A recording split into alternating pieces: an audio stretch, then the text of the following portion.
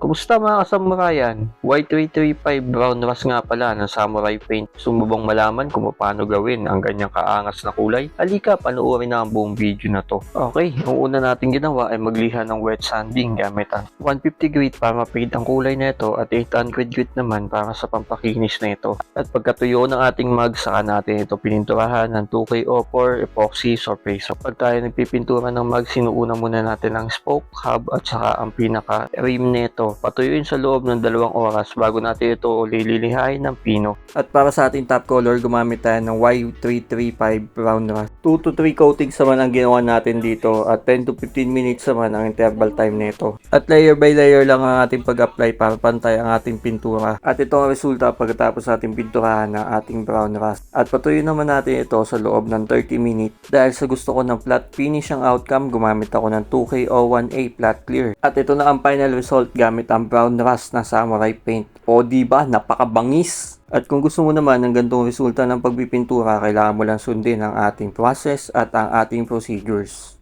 For more video tutorial, just follow Samurai Paint Philippines.